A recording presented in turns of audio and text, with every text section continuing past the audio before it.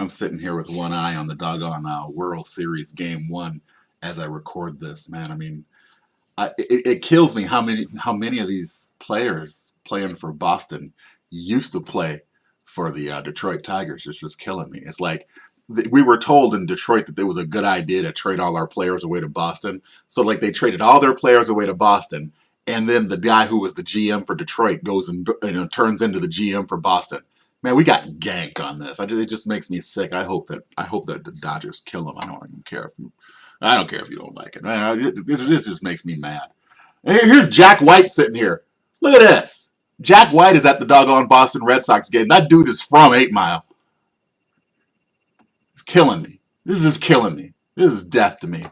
Watching this. Detroiters got ganked again. All right. Anyway, we gotta start talking about things here, guys, and particularly with regard to product and product considerations, because we have a quiz this weekend. So we got to talk about some of the things. At least I have to set it up for you. I got 2 classes going right now. For both classes, I really need to set up basically what it means when we talk about things from the point of view of product. Now, I want you to understand that everything that we have gone through in the class so far is really a matter of process. Remember how early in the class we were talking about what marketing strategy is. We were talking about what it means to write a marketing plan. We were talking about the different strategic ways of analyzing industry. We moved into a discussion of understanding consumer behavior. We moved from there to a discussion about business ethics and marketing ethics. We looked at what it means to segment and target. We looked at what it means to do research. So everything so far has been a matter of process. Now, everything that we talk about from this point, all the way to the end of the class is all about everything having to do with the marketing mix. So in other words, once we understand everything about our segment or our target that we've chosen or the targets that we have chosen, we have to select very specific formulations of the marketing mix to be able to satisfy that target or those targets that we're trying to hit, right? So basically what I'm saying is for every single formulation for every single target that we want to look at, we want to be able to say, listen, we have a very specific plan for, number one, a product strategy for that particular target. We have a distribution strategy for that target. We have a pricing strategy for that target. And we have a specific type of messaging we think will hit that target on that wavelength that they're ready to be hit on, right? So basically what we're talking about for the rest of this week are just things to think about with regard to product. So there's actually quite a bit of things to be talking about. So you want to make sure that you kind of keep up here.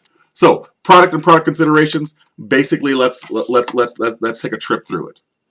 All right, how do I do this? Next. All right, so what is a product? That's an opening question. So when we talk about product, we are not necessarily talking about the thing that you can find just on the shelf. We're talking about a lot more than that. So basically what we mean when we say product is everything that has to do with what a person receives in exchange, right? In other words, if they're giving away something, typically money, it's everything that they receive in exchange for that, right? So yeah, it can be tangible goods, right? But there's also more to it than that. It's more to it than just the actual thing that they actually go and self-select their way into, picking something up off a short shelf. We're also talking about like perhaps they receive some kind of service, right? If you buy a particular, like a recurring service, like for instance, I have one with Netflix. I know a lot of you folks do as well. That is not so much a tangible product. That's a service that they perform for you. In other words, you pay for Netflix on a recurring basis, and they provide you with some stuff to watch on your media of choice, right? That's a service pricing. Also, it could be an idea, and if you wonder like who would pay for an idea, look no further than the fact that you're in college right now, right?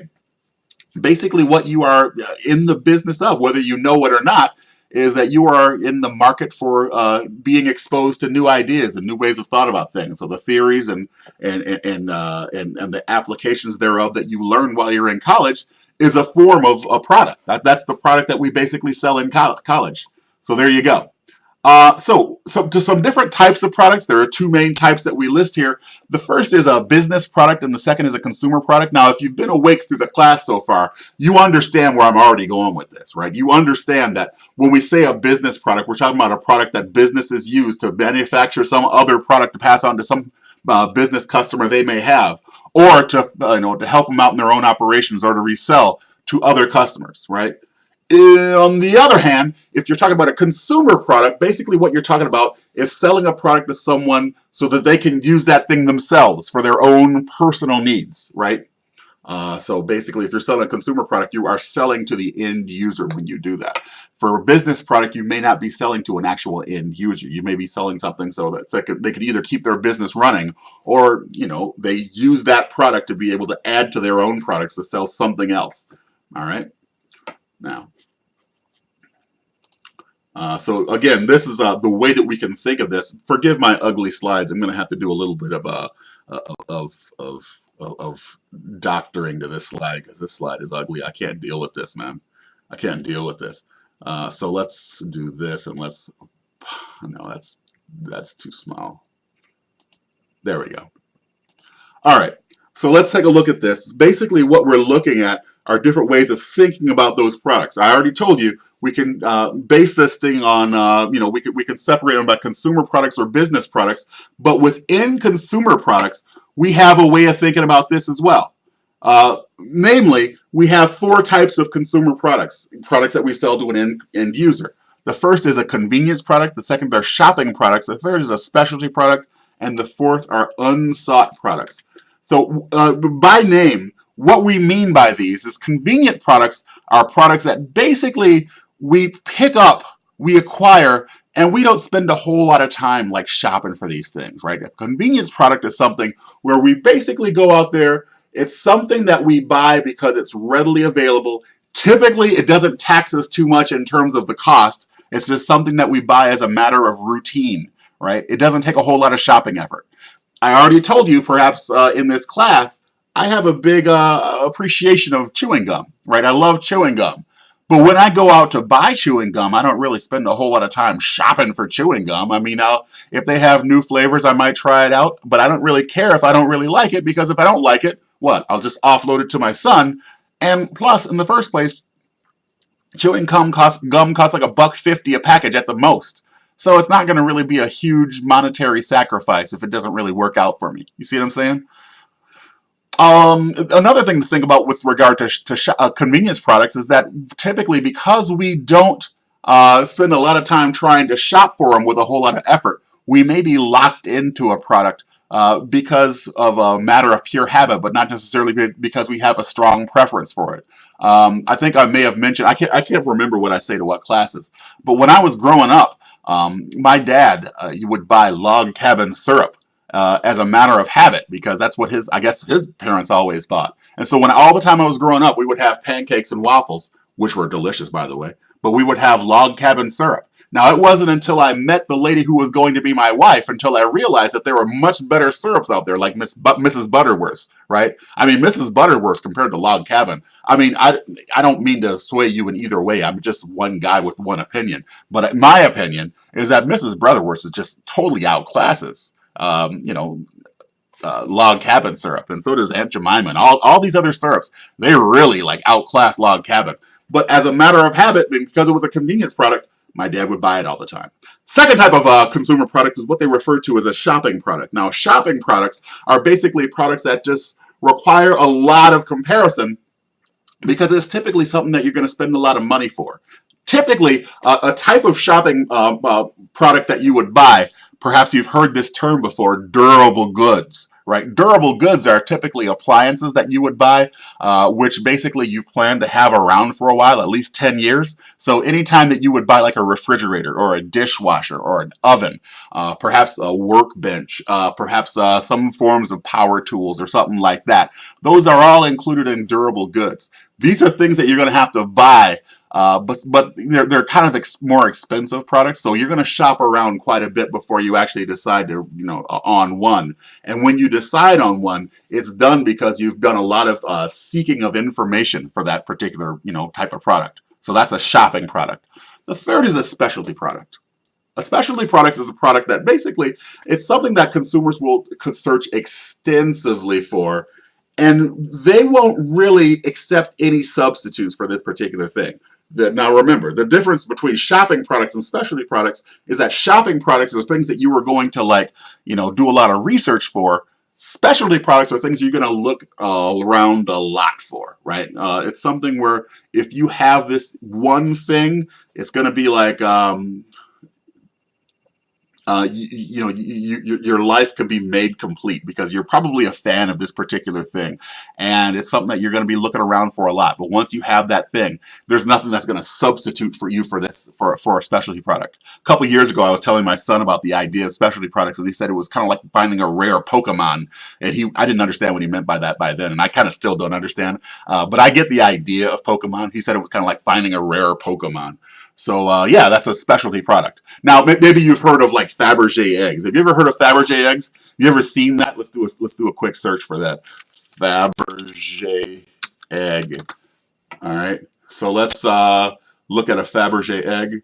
Wikipedia, that mug. You can see some pictures of it right there. So basically, you're talking about these really ornate, really valuable eggs right there. So, I mean, when people, I'm not saying that I know anybody who collects these things, but I do know that if you are a collector of Fabergé eggs, they are really, really rare, really expensive, really useless, and people will accept absolutely no substitute for these things. I mean, they absolutely have to have them. I heard some story on Planet Money on NPR about this kind of handbag that ladies have, and they have them a lot in New York City. And I heard that the handbag costs you like $20,000. But one of the reasons why ladies have to have this handbag is when they know that there's a certain subculture of people that when they see this handbag, other people know that this person is the alpha because they're carrying around this handbag. In other words, it's very difficult to buy this handbag. They don't make very many of them. If I remember the name of the handbag, I'll mention it a little bit later. But there's a handbag that if you have this handbag, that everybody else is gonna they're gonna cower in your presence because they know that you are the alpha. You're the top dog here because you're carrying around this handbag. The person who was in this article, they said, yeah, I saw this lady who actually had one, and she actually just forced me off the street. They were walking towards each other, and the lady had this handbag. And the other lady who wrote this, who related the story, she didn't have the handbag. And the lady with the handbag saw the situation and basically just forced her off the street because she had the power of the handbag. And so that was kind of interesting to me. Anyway, all this to say that was a form of shopping product by itself. All right, that was a shopping product. Let's get back to this. And the last one is what we refer to as an unsought product. Unsought product's kind of interesting. Basically, it's a product that people don't really ever shop for. They're not really looking for this thing, and it's like something that is unknown to the buyer, or it's a known product that the person isn't really looking for. One of the classic examples of unsought products is insurance, right? In other words, when you sell people insurance, no one wants to buy it. It's kind of like they feel put upon to buy it, or perhaps funeral services. That's another classic one, right? In other words, when you buy this thing, no one wants to think about it, but everyone's going to have to pay for that, right? So it's something that we're not really looking to buy, but it's something that we're going to have to pay for. Really expensive healthcare is another one, right? No one's looking to buy that, but it's something that sooner or later you're going to face it likely. So it's an unsought product, right? All right, so let's talk a little bit about the difference between three formulations of products, so the way that we can basically categorize products and the way that a lot of retail operations really do this in the real world. If you have an individual product, something that's going to be, that you can put on a store shelf, that individual formulation of that product is what we refer to as a product item, right? So basically, it's some kind of specific version of a product. It's like something that is in a particular size and of a particular type that you can put on a store shelf. That would be a format of a form of product item. Now, Eric, what about Heinz ketchup or something like that, where you have Heinz ketchup in 8-ounce bottles, you have it in 12-ounce bottles, and you have it in 24-ounce bottles? That's the same product item? It's all just regular old Heinz ketchup.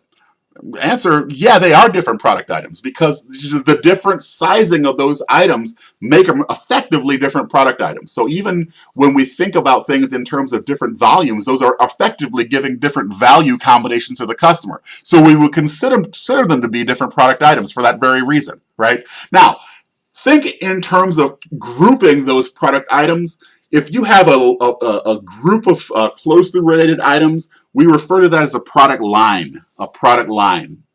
And what do we mean by product line? Basically, we're talking about a group of closely related product items that we can kind of put together, right? So if you have like Heinz ketchup, and you're looking at like in recent years, Heinz ketchup has come out with different formulation of Heinz ketchup that have nothing to do with size. Even they have like hot Heinz ketchup. They have Heinz ketchup with different little flavorings to them. I forget what they did, but when you go to see Heinz ketchup now, there's a lot of different stuff that you can get, right? So the whole family of Heinz ketchups, that's what they refer to as their product line. All right. Now, the product mix is something entirely as well. So basically what you're looking at for the product mix is all the products that an organization even sells. Now, you might be wondering, hey, Miller, don't you have an example for us so we can kind of chew on this? Answer, yes. I'm always thinking about you guys. I'm always looking out. So don't say I don't do anything for you. All right. So consider Campbell's soup. Now, I think that last week we were talking about Campbell's soup a little bit, but let's think about it a different way. And this time we will just consider it in terms of product lines, product mixes, and the product item itself. When we think about like Campbell's soup, what we think of when we think about Campbell's, what we think about first is the soups, right?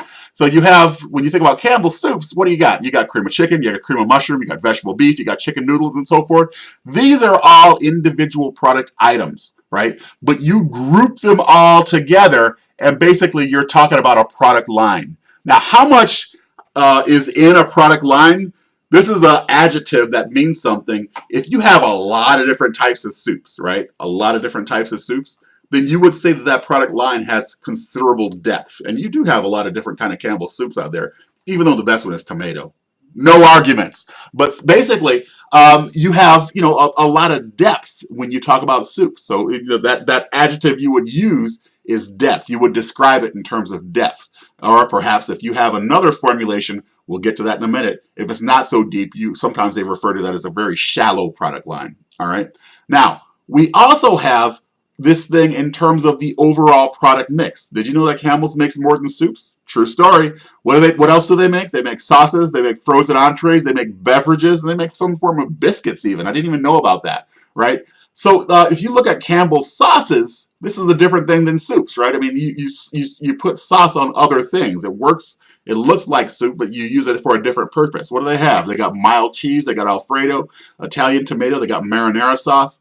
Awesome, but that's a different form of that's a different thing than soups. We also have frozen entrees. What do we got? Chicken a la king, beef stew, chicken lasagna.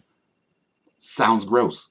And we also have V8 juice. Did you know that V8 was owned by Campbell's? Absolutely true. Again, very true.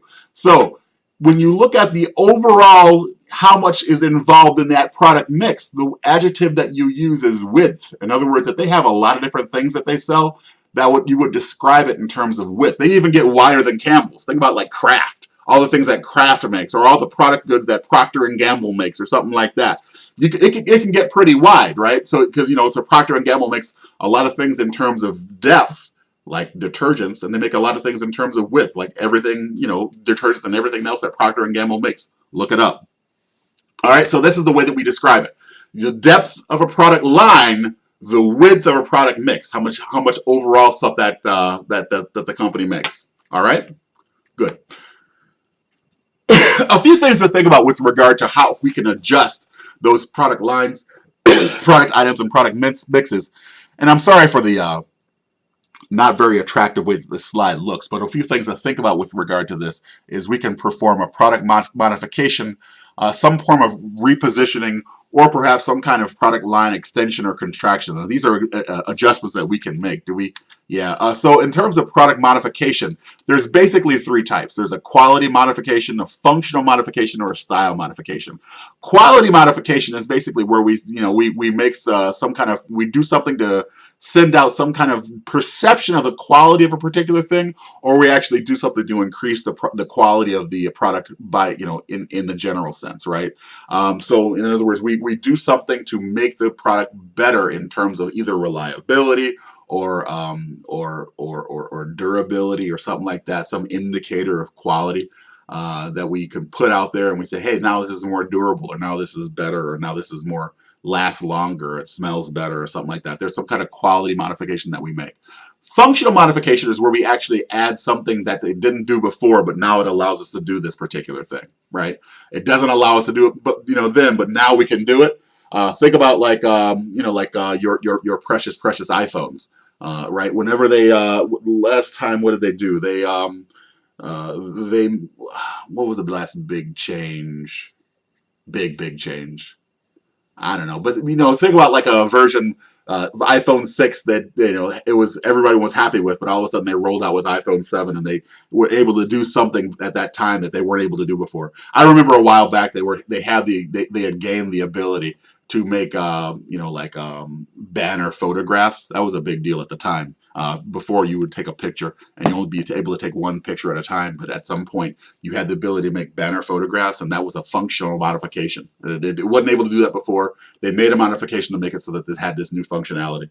Right. The third is style modification. Stay with the iPhones, and this is something they are particularly good at. Right. In other words, they will make some kind of change in design, and that change in design really is a harbinger of what we refer to as functional obsolescence. Right. In other words, we have planned that as soon as we have this new design go out there, people are going to love this new design so much that they are going to not want the old thing, right? So that this is one way that that Apple is able to kind of like insulate itself from people wanting to buy the new model. That, and the fact that they were caught slowing the old models down, which I don't know how people aren't freaking out about that.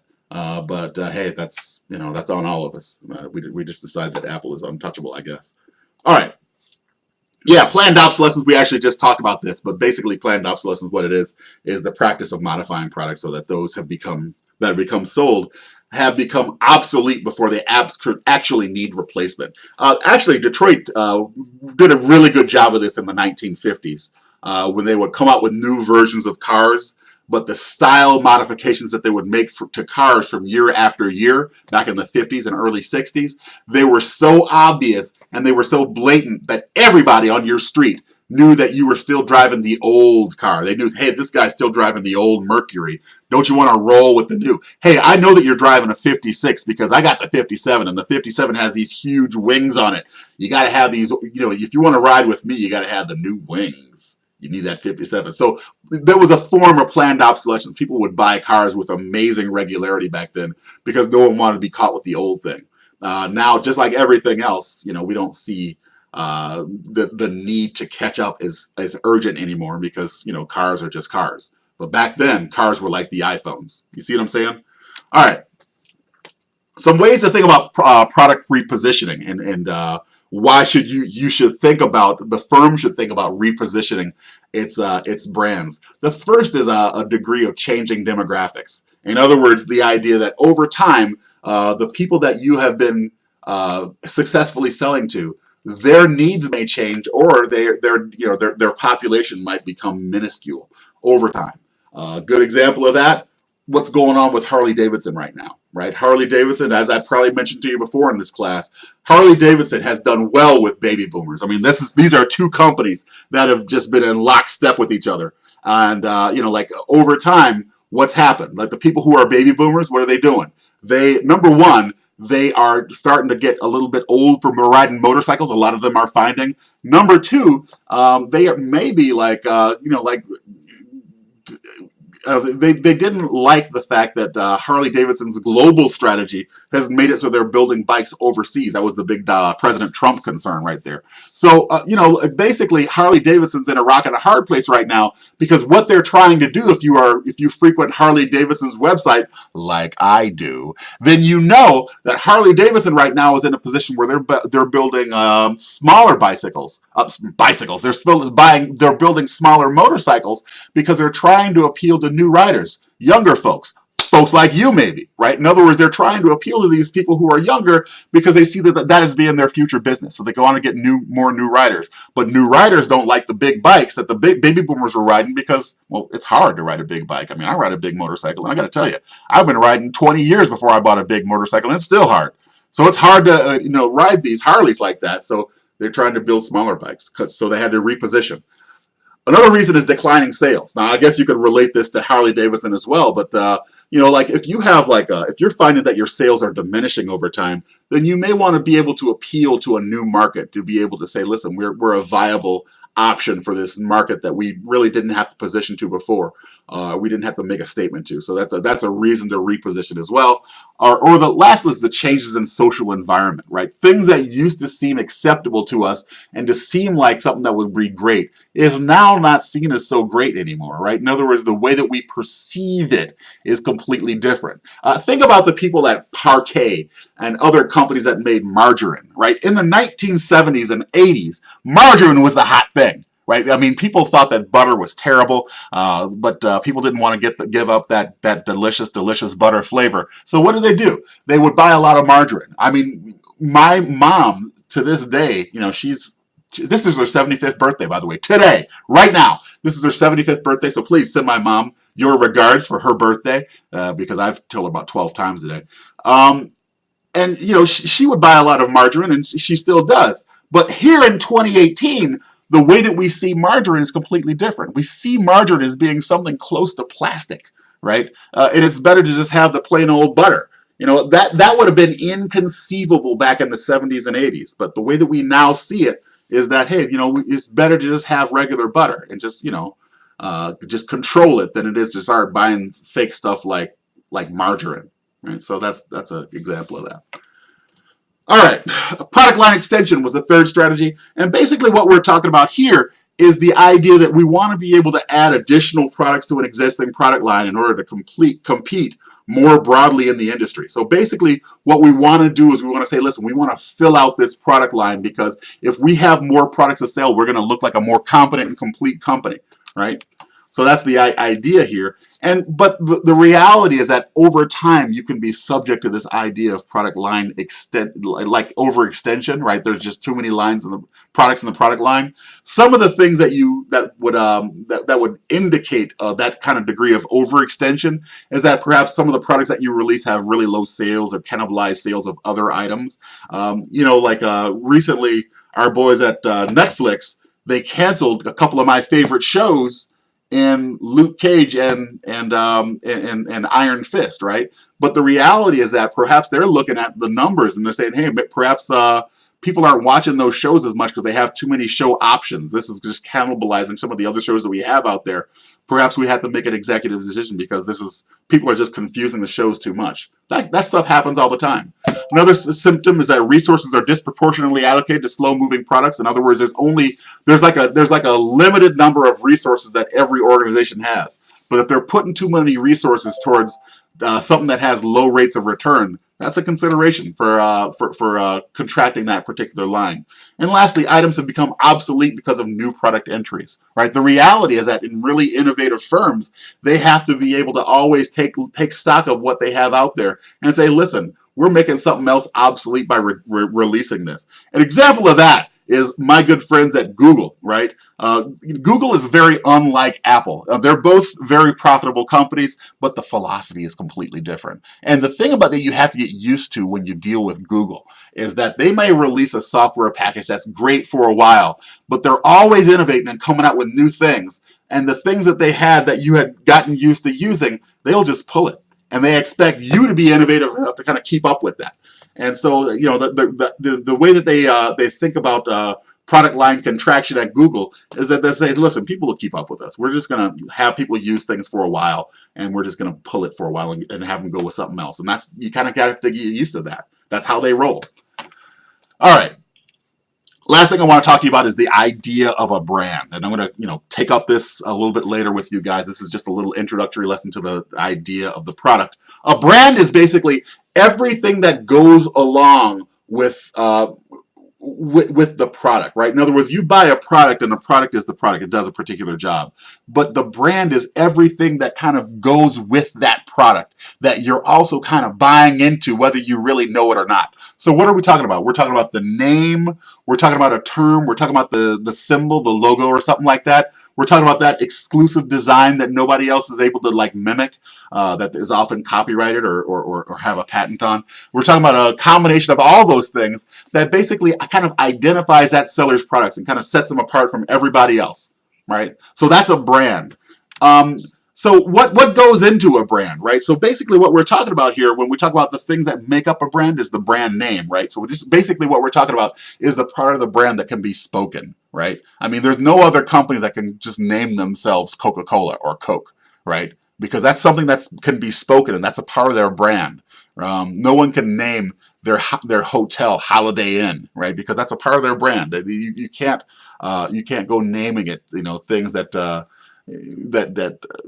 infringe on their spoken property, right? The second thing is a brand mark, which is basically everything that cannot be spoken. So you're talking about like the fonts that they use. You're talking about the logos, things of that nature. Something that you can't really speak it, but you understand that this goes along with what the brand is. Third is the brand equity, and basically what we're talking about here is the value of the company and the brand names that they actually are go with that company, right? So that's just, like basically if you have a particular brand that's out there, that brand is worth some degree of value, and that it's worth a company, customer base that is always going to stick with that brand, like my dad did for Log Cabin all those years, right? So that's a form of their brand equity. And the fourth is a global brand. In other words, that's any brand where at least 20% of the product that they make is sold outside the home company. Now, the home country. Now, you and I both know, Boston got a hit, but you and I both know that, it's becoming very difficult with these really global brands to figure out exactly, to even nail down what a home country really even is sometimes with a lot of these brands. But basically what we're talking about is any brand is global where they sell 20% of the product outside of their home country, right? So you have a lot of global brands that are out there. Some of the benefits of branding, like why do it, are these three factors right here. In other words, the idea that you can identify these problems a lot easier when they are unified under a particular brand name. Let's go back to Campbell Soup here for a second. The reality is that we identify with Campbell Soup a lot better, but just because of the design of the can, right? Frankly, the design of the label on the can. You always know it's going to be Campbell Soup because of the way that label looks. Repeat sales. In other words, when you have that brand out there, it's a lot easier for people to buy that again when they have a very strong brand presence. Like my dad and Log Cabin syrup, right? In other words, we thought we liked it. It was easy to buy, so we always would buy it, right? My dad would always buy it. So that demanded those repeat sales.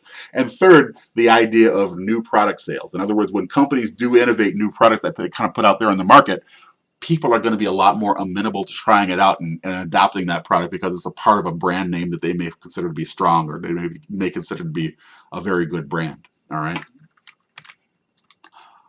Back when I first started teaching a principles of marketing class, 2007, you are looking right here at what the top 10 global brands were back in 2007. Number 1, Coca-Cola. Number 2, Microsoft. Number 3, IBM. Number 4, GE. Number 5, Nokia. Toyota, Intel, McDonald's, Disney, and Mercedes-Benz rounded out the top 10. Right? So this is from Business Week. What you see here is really endemic of how things were back in 2007. Right? I mean, it was like before the smartphone really hit. It was before social media really hit. What was important? PCs and things that supported PCs. So you have what? You have Microsoft, IBM, General Electric. They were really into that. Nokia, because they were they were the 500-pound behemoth, 800-pound gorilla in the cell phone marketplace at the time. Intel made all the chips.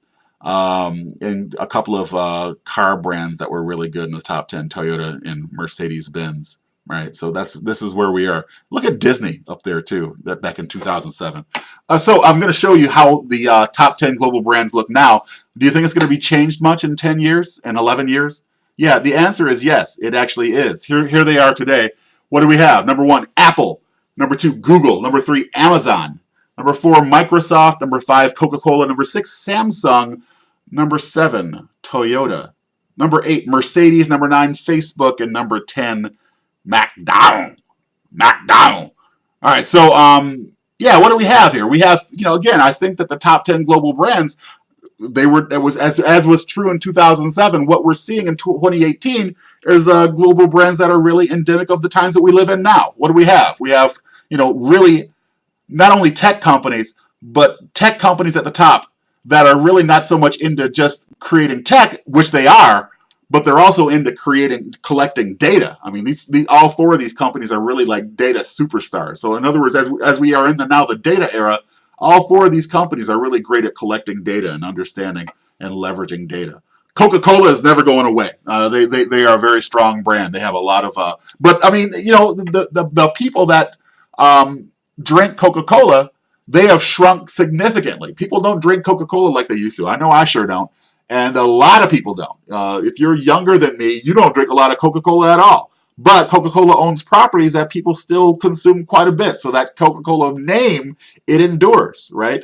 If you like the bottled water, for instance, and you drink Dasani water ever, then that's a Coca-Cola property. That's something that makes them strong to this day. For instance, Samsung, again, a great hardware supplier. They make a very wide range of products, and their products are always recognizable. Toyota, Mercedes, still there, still hanging in, those car companies, because they innovate, because they have a really strong global presence. Facebook shrunk a lot. McDonald's, never going away. All right, so let's take a look at a better look at these global brands. Here they are right here. Let's zoom in a little bit. What do we have? We have number 1. You can see here the top 10 ends right here. What else do we have? Intel, IBM. They've dropped out of the top 10, but they're right there at 11 and 12. BMW, Disney. Number 14, Disney. Cisco, GE still hanging in, but minus 26% loss over the year over year. What is up with that? 17, Nike. 18, Louis Vuitton. 19, Oracle. 20, Honda. SAP, 21, more data. Pepsi, 22. Chanel, 23. American Express. Amex, 24. Zara. I have no idea what that is. I think they're apparel. I don't care. Zara. Sounds like that would be like Conan's girlfriend. Zara. JP Morgan. Look at that. JP Morgan. After all the havoc they raised 10 years ago, they're still hanging in at 26. IKEA. Not Nokia. IKEA. That's pretty funny, actually. 27. Gillette. 28. UPS, H&M, Pampers, and Hermes Paris. 32. Budweiser. 33. Accenture. Ford. Hyundai rhymes with Sunday. 36. Nescafe. eBay. Gucci. Look at Gucci raising up 30% year over year. What's Gucci doing, guys? Please tell me what's up with Gucci. H&M falling 18%. Gucci up 30%. What the heck is going on? I thought that the H&M was the future and Gucci was old and busted. What's happening here? Raising up 30%. H&M losing 18%, by the way. H&M is at your local mall, so go check them out. Or don't. Nissan, Volkswagen, Audi. Volkswagen and Audi, right there together. Huh, where's Porsche? All right, I don't know. Phillips, Goldman Sachs. Look at these finance firms hanging in there. Citi, HSBC, finance. AXA, finance. L'Oreal, makeup. Alliance, Adidas. There's Adidas. Adidas raising up 17%. Nike up 11% year over year. So that's interesting. Adobe 51%. People ripped on Adobe when they went with that subscription pay thing. That was a genius move. And if you don't think so, well, you're wrong, and I'm right, because that was a genius move. Porsche, there they are, 52. Kellogg's, Kellogg, double dead. Kellogg's, old double GS, of course. 54, HP. 55, Canon. Siemens. Stop laughing. Siemens. 57. What is this? Starbucks. Of course, that's Starbucks. Up 10%, Starbucks. Danone, that's Danone yogurt. 2%. Sony, 10%. 3M, 2%. Visa, 15. Nestle, Morgan Stanley, Colgate, the toothpaste people. Hewlett Packard Enterprise, Netflix up 45%. Look at this. Okay, they're the top grower. They're a top grower, 45%. They're raising up on y'all. Cartier, is that how you pronounce that? Cartier. Huawei, Santander, Carlos Santander, MasterCard, top grower, 19%. Kia, FedEx, up 10%. PayPal, yeah, PayPal. Man, it was like 2003, and I worked at a bank, and I went to an executive board meeting, and I asked people about don't they feel the threat from PayPal, and no one in the room knew anything about PayPal. And I think about that moment all the time because PayPal totally changed banking, and no one in the room back in 2003 had ever heard of them. They had been around for a couple years by then, and I bet they heard of them now. Lego, number 74, Salesforce. Salesforce, man, we got to start. We have to have a serious relationship with Salesforce here at St. Ambrose Business School, because this is where it's at, man. This is that CRM stuff I was telling you about. That's where it's at. Panasonic, Johnson & Johnson, Land Rover, DHL. Remember I talked to you about DHL before? Ferrari. I mean, I didn't know they sold enough cars to be even on this list. Up 18%, top growing. Okay, all right, let me shut up. Discovery Channel, Caterpillar, Tiffany, Jack Daniels, Corona. Oh, here we go. Here's the sit-in here. We got Jack Daniels, Corona, KFC, Heineken, and here is local John Deere at 88, up 12%, looking good. 89, Shell, Mini. I thought that they were just directly owned by BMW, but okay, Mini is up there. Dior, Spotify, 92, brand new, Spotify. Harley Davidson, check it out. They're at 93 and they're dropping, so they're lost 9% in terms of brand value. Burberry down 3%. Prada up 2%. Sprite down 2%. Johnny Walker up 7%. Hennessy. What's with all the sin companies at the back end of this? Nintendo and Subaru new on the list at number 100. All right, so that's the top brands in 2018. So that'll be on the quiz. No, it won't be on the quiz. But I just thought it would be kind of cool so you can see who the top 100 brands are. And that, I think, is going to wrap it up for today. So we will continue with this discussion a little bit later on in the week. And I will see you guys, be talking to you real soon. Bye-bye.